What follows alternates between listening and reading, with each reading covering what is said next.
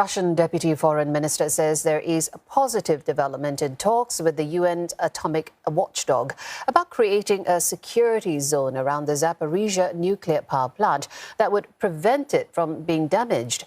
Moscow's forces are occupying the facility and the area is often shelled. Russia accuses Ukraine of deliberately striking the plant to create a nuclear disaster. It says its troops are taking all measures to ensure the site's safety.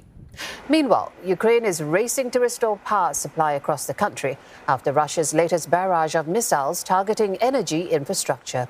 Kyiv's energy minister says the goal is to significantly restore power capacity by today. He says nuclear stations will be used to boost output. And Ukrainian President Volodymyr Zelenskyy has visited troops in the eastern Donbas region. The country is marking Armed Forces Day.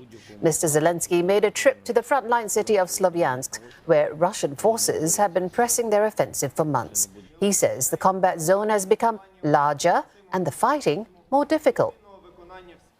For more, Sarah Coates joins us live from Kyiv. Sarah, Russia claims a progress in discussion with IAEA. Well, it's moved forward, at least about security zones around Zaporizhzhia. But is there any sign that this will be possible anytime soon?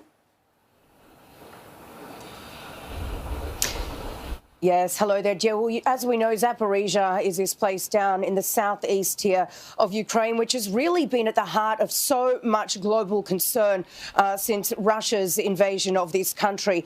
What we can tell you is that there was renewed shelling of the Zaporizhzhia region overnight following yesterday's mass air raids right across Ukraine.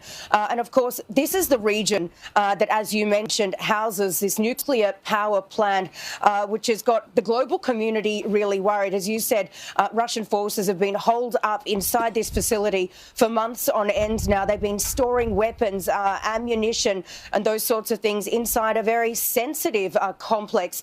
Now, it was just back a few days ago on December 2nd that the head of the IAEA, Rafael Grossi, he came out to say that he was pretty confident of striking up a deal with Russia by the end of this year, which is very fast approaching, as we all know, to secure a buffer zone around this nuclear plant and potentially transfer this plant to a third party. Now, following yesterday's escalation, the Russians have come out, the foreign ministry, saying that Russian withdrawal is out of the question and so is transferring control over to a third party. So as it stands, it looks like negotiations there have stalled, which is a pretty concerning development, Jill.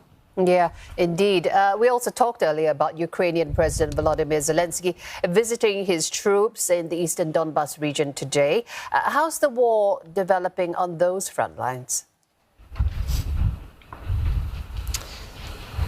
Yeah, well, look, in this Donbas region, he visited there today, as you mentioned. It is the day of the armed forces. He did a televised address there to soldiers, greeting them from the bottom of his heart, thanking them for everything they're doing to defend their country.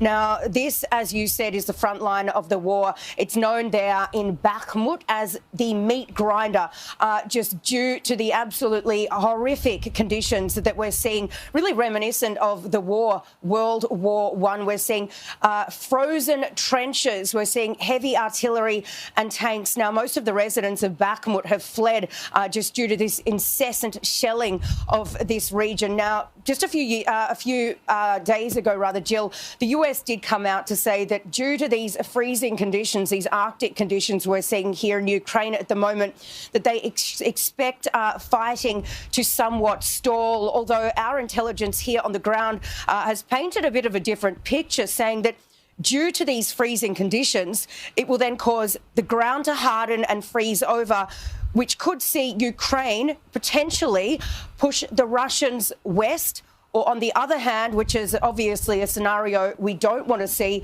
it could see Russia push further west, and the Ukrainians push the Russians east. So they are the two scenarios that we are facing. But also overnight and this morning, there were a couple of new developments, drone strikes deep inside Russia yesterday and another strike near the Ukrainian border just this morning. Sarah, we appreciate you reporting there live from Kyiv. Sarah Coates.